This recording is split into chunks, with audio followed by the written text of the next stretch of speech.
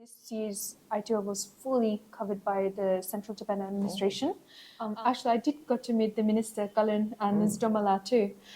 She was really happy to see me. She was like, oh, we have the same name. I was like, yes, I do. So in regards to Tibetan movement, people think I started very young. Just in the span of 5 days, I learned so much more that I've never even heard about. I wasn't very qualified for the role, but I had such a supportive team as well as supportive community. And then I've always got my parents who are always there too. Everything I learned during ITYF, it started connecting to the real life experience. VTAC can push for advocacy and build stronger support locally. So I really encourage everyone, whether they're my age, whether they're younger, or even those who are older than me, to take more of an active role in 2008. And he told me that many of the news people, reporters, many foreigners who were in Tibet had to leave. Our Tibetan movement is based on truth, historical facts. Everyone not being a passive Tibetan silence voice, we are the voice for the voiceless, as His Holiness's book says. Unsilenced, Voices of Young Tibetans is a podcast presented by the Foundation for Nonviolent Alternatives, where young Tibetans share their personal stories, experiences, opinions, and journey in exile. Tashidele, Namaste, and welcome to FNVA's podcast, Unsilenced, Voices of Young Tibetans. Today we have with us a Tibetan youth leader from the land down under, which refers to Australia. She has initiated several movements on Tibet, connecting Australia with Tibet. She also teaches Tibetan language and tradition to the next generation of Tibetans that is currently under threat due to Beijing's systematic policies in Tibet. Most recently, she was in India, taking part in the 90th birthday celebration of His Holiness, the 14th Dalai Lama, and also the 3rd International Tibet Youth Forum. Welcome to the show, Tenzin Norzin. Thank you, Tishtale. So, Nonzila, first things first, how is India and how was your experience been in attending the Ghoton, basically in Tibet, and it means the 90th birthday celebration of the 14th Dalai Lama? I'm very blissful to be back this year to celebrate Ghoton celebration, specifically in Dharamshala. I was originally planning to celebrate this in Melbourne, where my Southeast Victorian Tibetan Language School, we've composed a special Ghoton song to honor this special event. But I got a chance to attend the 3rd International Tibetan Youth Forum again. So I came here, and while I was in Dharamshala, I tried to contribute to the organization of the celebration. Very happy to be back in India. So that's amazing, Nonzila. So two things that really spoke about is like how, firstly, you had initiated a song. Could you tell us more about that? And secondly, since you mentioned how you were not only part of the Ghoton organizing committee that was sort of leading the Ghoton celebration in Dharamshala, specifically on 30th June, which is the 5th day of the 5th month according to the Tibetan calendar. Yeah. And on top of this, you attended the 3rd International Tibet Youth Forum. I had the pleasure of attending the first, and I believe you were there in the second. So were there any changes that you found out? About Ghoton? Yeah, so all these three questions. Yeah. So with the composing of song, one of our language teachers, he has previously drafted a lyrics that he wanted to present at, I believe, on the 76th birthday of His Holiness. And he has been stashing that away on his draft. So when I knew about it, I thought it would be great if we could also do something, as I just have a bit of understanding of Tibetan traditional music. And I thought it would be a special gift to His Holiness from our language school, whether it's the teachers, the students, or the parents, collectively, something that everyone can give. So I was really excited for that, but then I had to leave them behind because I really prioritized this year's International Tibet Youth Forum, being a former participant from last year's. So I wanted to prioritize that first. That's why I left Melbourne. And then when I came here, all the trips were covered by the organizers. So I wanted to make full use of my trip. So when I knew that the Dome Achioka was organizing the Ghoton, I directly contacted some people I know, and I was like, while I'm there, I really want to contribute. I want to help you guys and be there to make the function very successful. So they directly gave me a staff card, and I was there receiving the various religious leader from across India, across globally, and I got to receive them to Tsublahan, send them back, and it was a very hectic day actually, fully drenched, but it was a great experience to organize the event and kind of spearhead that receiving team on that day. So I was really happy with that, how it turned out. And about the third International Tibet Youth Forum, I think something different that took place, in my opinion, like I've been also following the proceedings where you chaired a session during the event itself, is how right after the forum there was an immersion program. So could you tell me more about that? And on top of this, I would just like to add that the Ghoton celebration, I mean, even though it was sort of organized by the Dime people, they sort of emphasized Tibetan Shokasum. So I think that was very powerful in my opinion. In regards to the ITY, International Tibet Youth Forum, this year, because of the foreign aid cut from US aid at the start of the year, this year's ITY was fully covered by the Central Tibetan Administration. Me as a national coordinator, along with many VTAGs, we were kind of worried of how the proceeding will go. So we wanted to really make full use of the opportunity that was present. But we were very grateful because the Department of Information and International Relations, they specifically prioritize us. And whether it's from like accommodation arrangements to inviting speakers such as Richard Gary, which is really rare for us, as well as on Ghoton Day, so 6th of July, where His Holiness was sitting in the middle. We were directly close, like we're full line with seats. I was really grateful for the whole Tibet Advocacy Section team.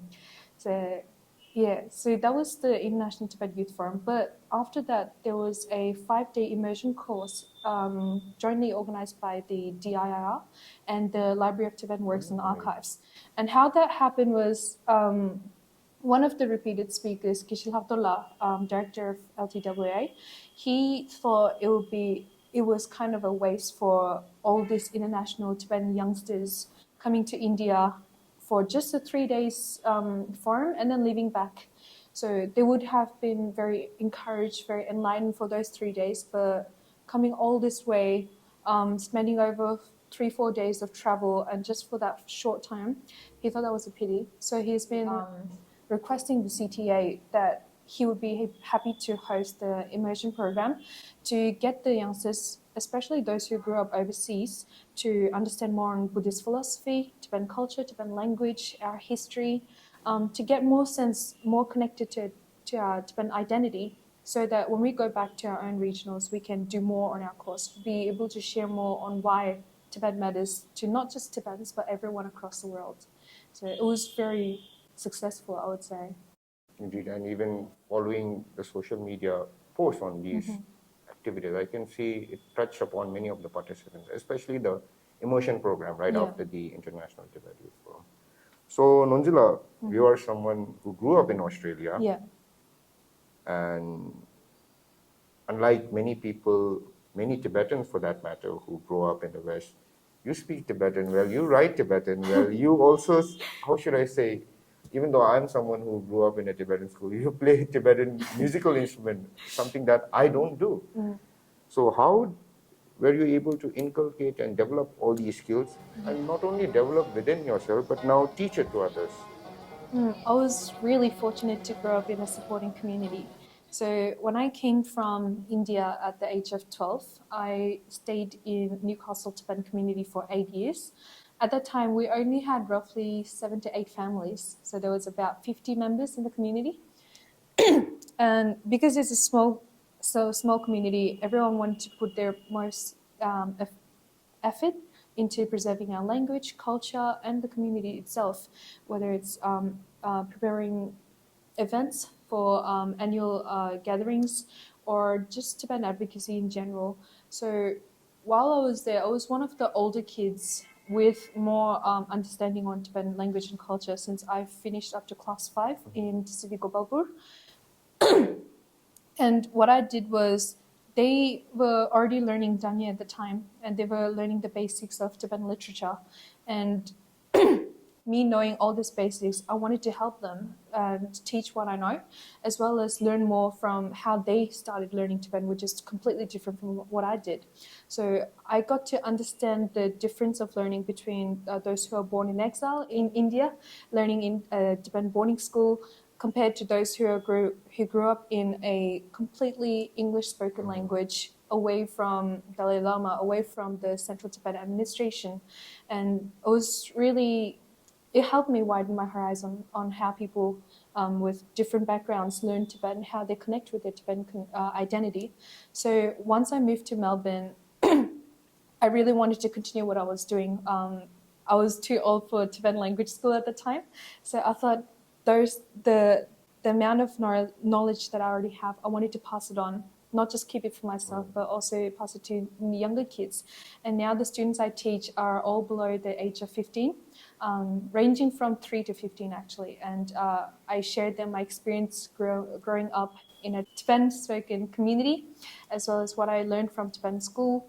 I teach them all. And then alongside that, I also learn for myself too, because I can't just stay at the limit that I'm already at, right? I have to grow myself so I can teach them more. And sometimes they ask me questions that I never thought about, so I have to learn, upgrade myself further so I can pass it on. And it really helped me coming this year to ITYF as well as the Immersion program, because just in the span of 5 days, I learned so much more that I've never even heard about, like how important Buddhist philosophy is, the literature aspect of Tibetan, how diverse it is, like how unique it is compared to many other languages across the world. And there were so many more topics that once I get back to Australia, I wanted to deep delve more so that I can pass not only to the Tibetan language school students, but also the others in our community, both Tibetan and Australians, because it's so unique. I don't want it lost across in a few years. So. Yeah. This is very inspiring, Norzin. I believe many Tibetans, not only Tibetans for that matter, can carry forth what you're doing and contribute to their own community where they grew up in, where they develop for that matter. So since you talked about Australia, could you share with us how firstly you became involved in the Tibetan movement and what inspired you? And besides this, as mentioned before, you are currently the national coordinator of VTAG Australia. How has your experience been there? So in regards to Tibetan movement, people think I started very young, but I think it's more how the community shaped us. So in our community, there's always 3-4 events annually, which is the Losar, Gundun's Tunkar, and Gundun's Nobel Peace Prize Day, plus 10th of March. And since young, I didn't really attend those the 10th of March protests because it happened on a school day. And in our community, it didn't start off very strongly. People usually join the major protests happening in Sydney, and that's about 2 hours plus travel. So from Melbourne, right? From Newcastle. So in 2023, we had a VTAG strategy meeting held in Canberra, organised by the DIIR, and I got to meet so many CTA personals at the time, including the secretary of DIIR. Actually, I did got to meet the minister, Kalin Domala, too. She was really happy to see me. She was like, "Oh, we have the same name." I was like, "Yes, I do. We have the same name." And she was really nice. And then I saw all these CTA personnel working full-time, continuously to push the Tibetan movement forward. And I was inspired by that, as well as seeing so many Tibetan youths gathered in one spot, in a very barren spot, actually. Canberra is very empty. So when I got to see them, I was inspired. I wanted to share what I know, share what I thought would help the Tibetan movement after hearing all this experience.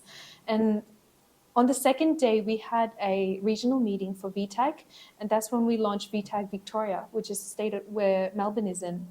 And I was the youngest at the time, and pretty much everyone else in our group was experienced youth leaders. They've served in the community, they've served NGOs, they've done so much stuff. So they said, "Norzin, you're the youngest, you are quite inexperienced. We would love it if you could become the regional coordinator. We will always be there to support you." And they were all experienced. So I was like, yeah, there's no point in them repeating the roles once more. So I said, I can do that as long as you guys are there for me.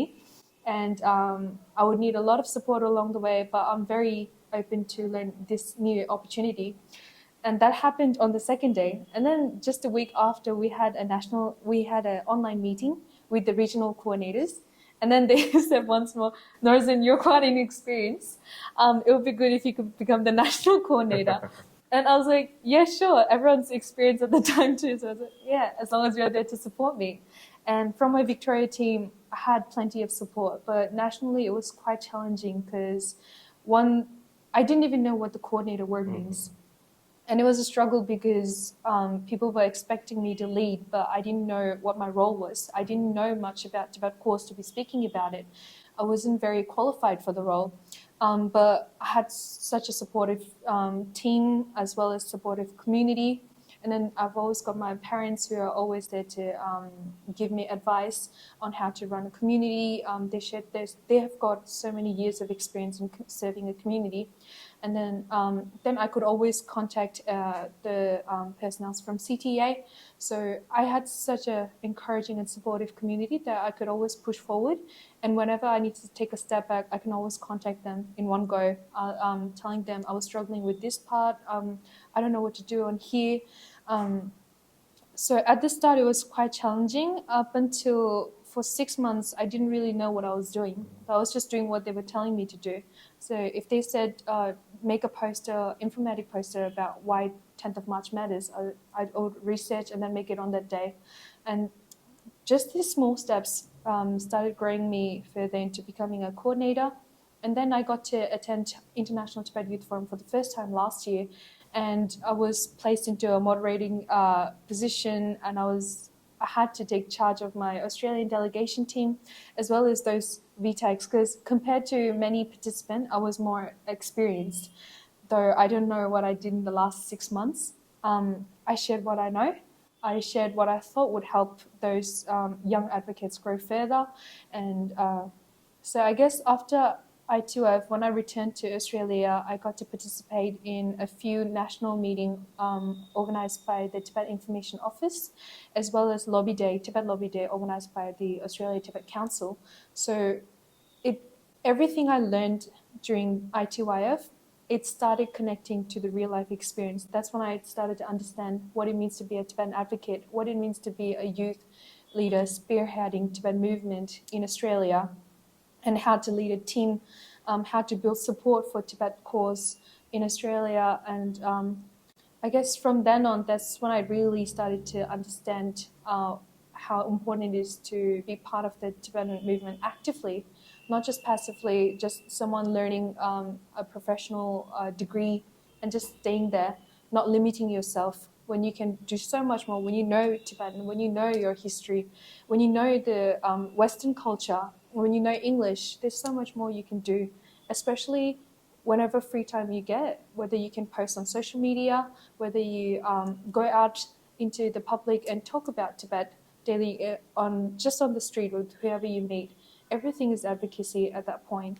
So the term I like to use is everyone who is born after 1959 is a Tibetan activist.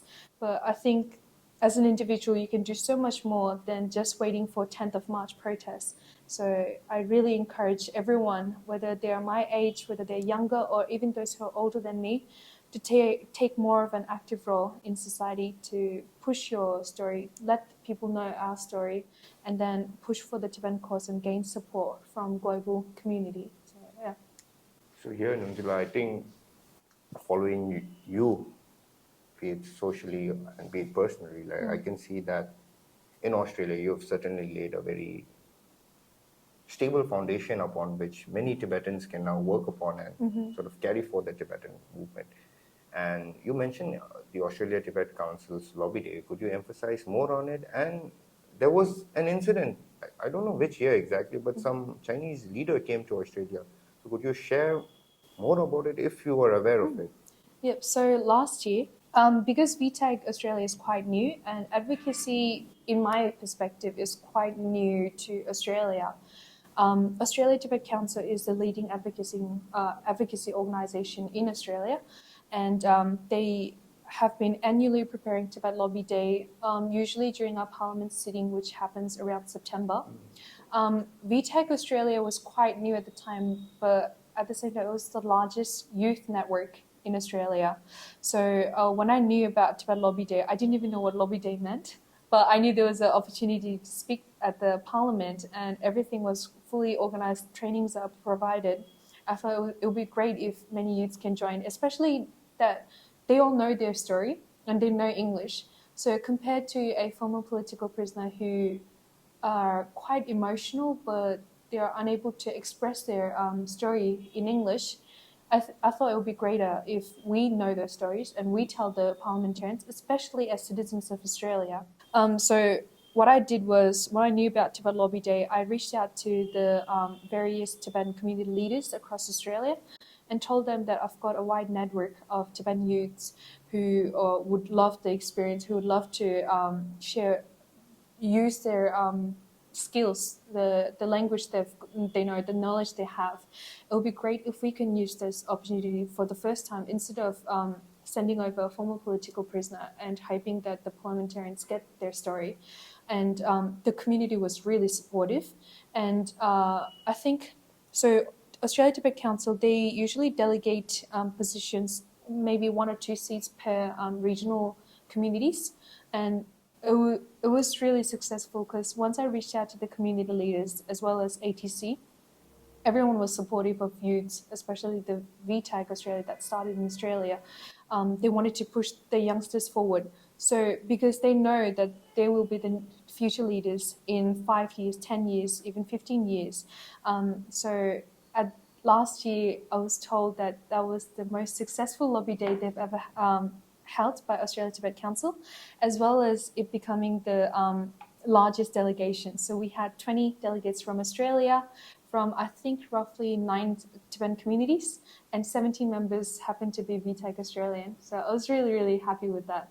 And in regards to the question about the Chinese leaders, so last year, I think it started in March, the foreign minister, Wang Yi happened to come to Canberra, and some of the Tibetan community members, especially the Canberra Tibetan community, they knew about the visit. So they've been fully preparing for a protest, preparing for a social media campaign to tell our foreign minister, Penny Wong, to not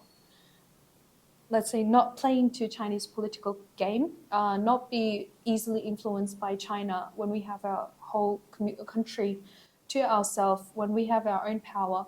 So when I knew about this, they knew about VTech Australia, so they reached out and said, we would love it if VTech would also like to join us in preparing for all these movements, in raising awareness for both Australian community, as well as to send a direct message to our foreign minister, as well as some ministers in the Australian cabinet. And so in March, that's when I said I was still learning about coordinator. I didn't know why protest mattered, but I wanted to participate. They needed people to make social media contents, to people to sign up on their email campaign, and then people to come to Canberra to participate in the protest.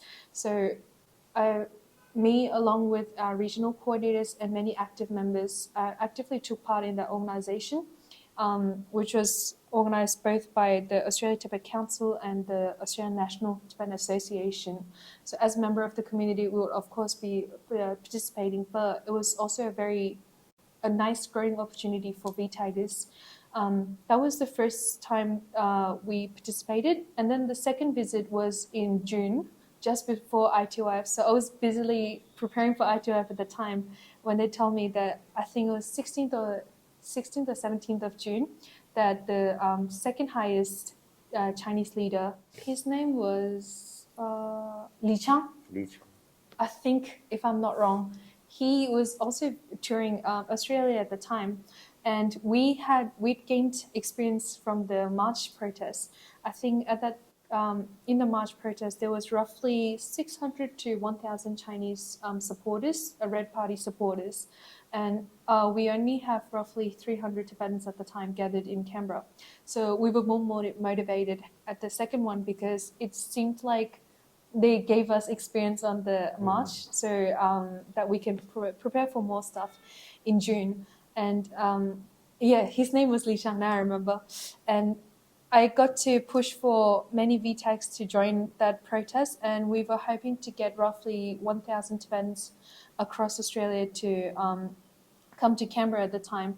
Everyone had been preparing for a month straight. We just didn't know which date they were coming, but we were preparing, and it was really active and engaging, because on that day we were told as a tip-off that around 1,000 to 2,000 Chinese supporters were coming to Canberra. But when the Canberra Tibetan community went to check out the location the day or two before the protest day, there was already like a sea of red flags, and we were told that a rough estimate of 2,000 to 4,000 Chinese will be in Canberra, and we were still trying to get Tibetans and Tibetan supporters, allies, to come to Canberra.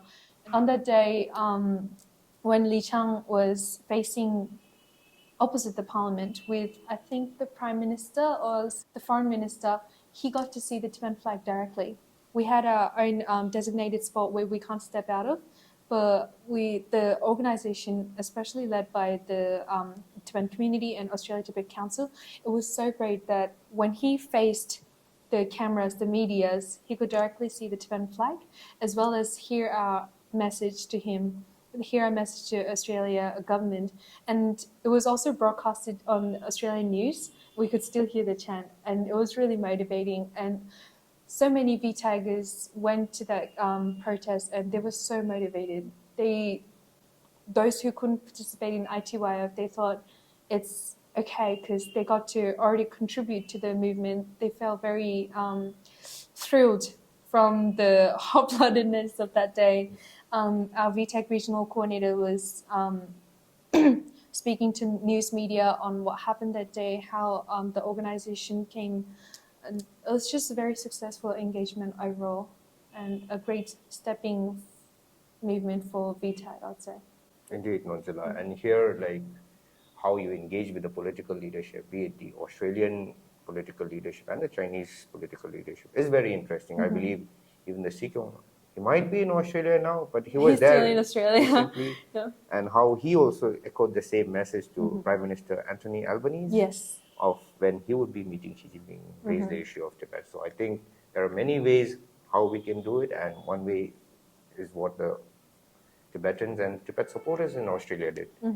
And besides this, another interesting aspect is you brought the concept of language, about how political prisoners, when they meet leaders, how the language becomes an issue. Yeah. So here, I have a question, but before that, like, there is this political memoir. I would highly recommend all to read it. It's the political memoir of Palden Gyatso, a monk, a political prisoner, and it was translated in English, so it's easily accessible to all of us by Professor Tsiring Shakya, so would highly recommend one to read it.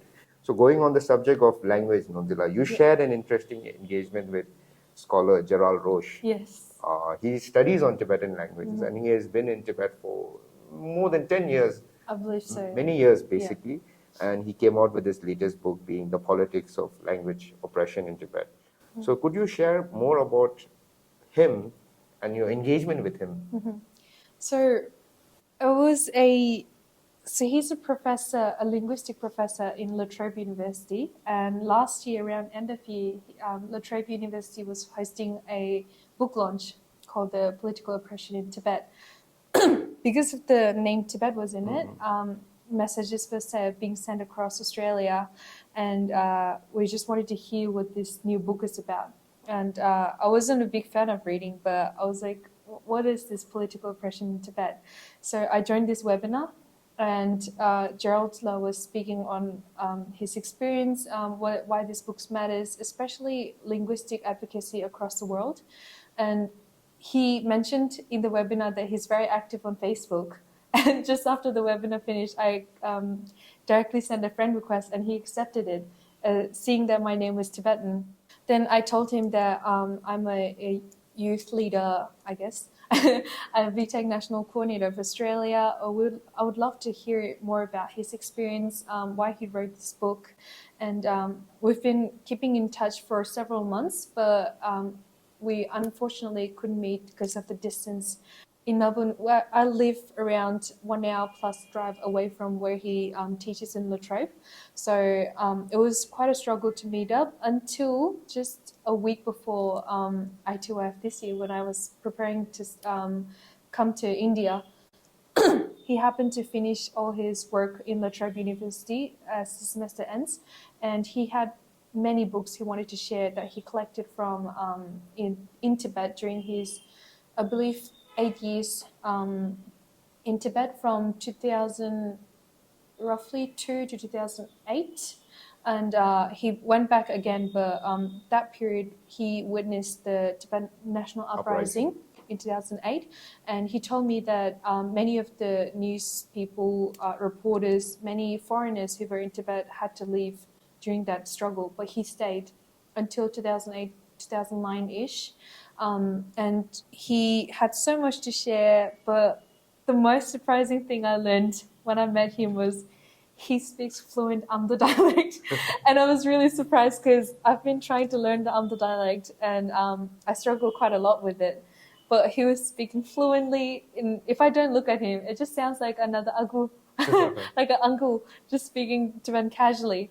And he told me he studied in Siling and Repkong, and he had so many books, roughly 100, 200 plus books, and on language. Most were Tibetan, but there were some Eastern Asian studies, and he wanted to give some away that he no longer needs it. He didn't want it stashed away in his office. So I told him me and my dad would love to get these books on our hand, and then we can keep it at our place for a little bit until we find a better spot, whether it's a library or if we can get a storage for our Tibetan community. That way we can make a catalog and then share this book across to whether it's Tibetans or non-Tibetans. We can share it, not keep this knowledge stashed away. So it was a really nice meeting, and my dad especially enjoyed it because he, like I said, many people in Australia, they struggle with English, and he has so much to share, but he can't speak English. So I always have to be there to translate, and sometimes I may not translate properly, so the messages don't get across as strongly as it should. So when he knew Gerald could speak pure Amdo dialect, Dad also spoken like very strong Amdo dialect. Sometimes I get lost in between, like when those two are speaking, but they had so much to share. And then just before I left, my dad invited Gerald and his family over, said it would be great if you guys could come and we can keep in touch, not just be there to collect the books and just leave it there. And he asked Gerald what his favorite food was, and Gerald was like, Tamkela, if you know how to make Tibetan tukpa, I would love that. And he said, the square tukpa, and we were lost for a little bit, and then we realized he meant tentuk, pool noodles, and Dad makes it greatly. I love it so much, and it's currently winter in Australia, so hoping once I'm done with India, I'm returning tonight, we can meet and then have a nice dinner over tentuk and momos with Gerald and his family. Indeed, Manzila. This is a very amazing experience, and it really showcases how, language and trying to understand the other, for that matter. Like here we have an Australian professor trying to understand Tibetans, and we Tibetans also, in my opinion, should try to understand the world, for that matter, and how at the end of the day we are human, we are part of the sentient being. Yeah. So the connection that is very beautiful. Also, I'd like to add on that. I think this is a great example on how, as a Tibetan advocate, as an individual, how you can contribute. So Gerald, he would already be supporting the preservation of Tibetan language, but we can raise more awareness on the political situation, not just on language, but also the other violation of human rights that China government causes in Tibet and across nationally too. Transnational repression is a huge issue at the moment. I've been pushing for everyone to, people think just because I'm a coordinator, that's when I get the opportunities to advocate, to just wait for these opportunities until it's their turn. I'm telling them, no, you can do so much more, even in daily life, speaking to someone on the road, whether you can just message someone in social media or just replying to a comment on a misinformative post. it's something you can contribute as an individual to raise awareness on what's right, what's wrong, what's the truth, because our Tibetan movement is based on truth, historical facts. So I really want to encourage any Tibetans and non-Tibetans who knows the facts to not just stay silent, not stay passive, but to contribute more actively to the Tibetan movement. So on that note, Nunzila, what are your future plans moving forward? Oh, tough question. Personally, I wanted to focus on my studies a bit more, but I was, again, quite encouraged at the ITYF, the success of the event this year. So what I'm going to do once I'm back is, as aforementioned, those topics that I learned in the Immersion program, I wanted to research them further and then share it to make it into a new syllabus for our Tibetan language school, because currently they're just studying reading, writing, literature skills, and then Damyen, of course. But I wanted to widen their horizon. So at one point we can study together, and not me as a teacher and them as a student, but for all of us collectively learning and preserving our Tibetan language and culture. That's what I can do as an individual. But on a national scale, we've built some regional action plan from the ITYF. We had 15 Australian V-Tigers attend ITYF, and we focused on more regional, local-based activities. Some of them wanted to do a cultural Tibetan wear showcase and share about Tibetan, like through a brochure, informatic brochure, share that across in their local community. Some of them wanted to start a Tibet Society club in the university that they study in, knowing that there's quite a lot of Tibetans in that university. Once that foundation is laid, they can do more on whether it's advocacy or just any Tibetan events in general. They can, at least they have a location to host maybe Losar or maybe, I don't know, just any events that come across whenever they have time during their semester, they can push that. So Tibet Society Club was one of them.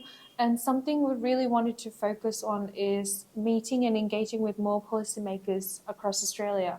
Because currently, all the parliamentary support group of Tibet are in connect with Australia Tibet Council and Tibet Information Office, but there's quite limited advocacy or networking in regional base. So we've got states, local and national.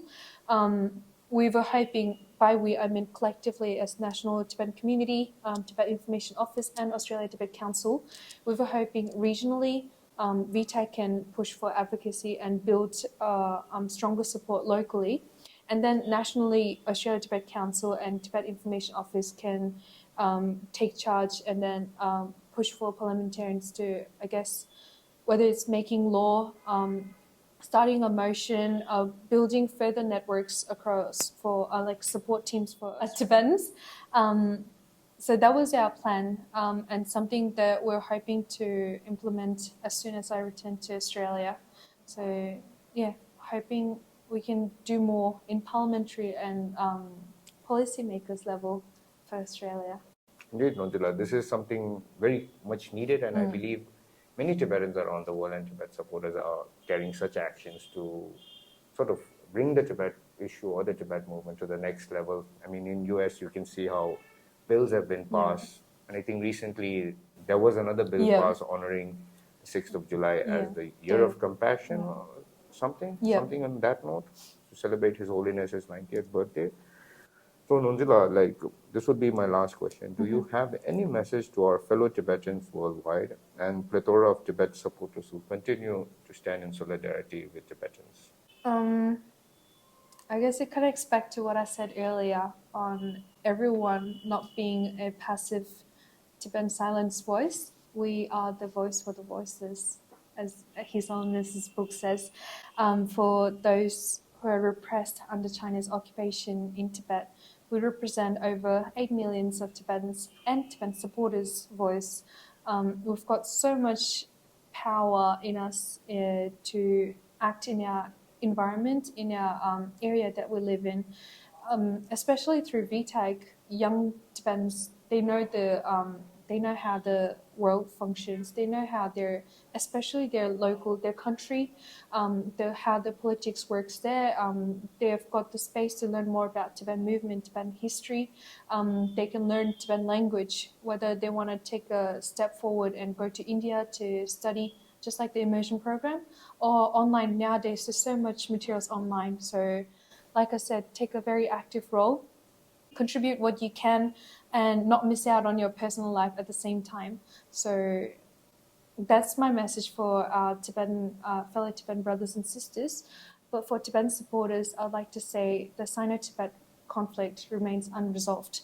So until that is, I guess that reaches a final statement from both CTA, Dalai Lama's office, and China's Communist Party, I hope we can all collectively, as one big team, work together and continue to represent the silenced voices in Tibet, and also achieve our goal and not lose the momentum we've been building for the past 60 plus years. That's my message. And especially, I think on that note, the message at the end, I think this was also echoed in the Ghoton celebration of how we all Tibetans as a Chokasung would celebrate the 100th birthday of His Holiness in Tibet. Hopefully. With our more than millions of brothers and sisters inside Tibet. So Nonzila, thank you so much for joining us, sharing your thoughts, and we all know you have a flight to catch today. So hopefully it does not get cancelled. I mean, the weather is quite good. So thank you so much, Nonzila. Thank you for having me. For more updates and videos by FNUA, click on the link and please subscribe to our channel. Thank you for watching.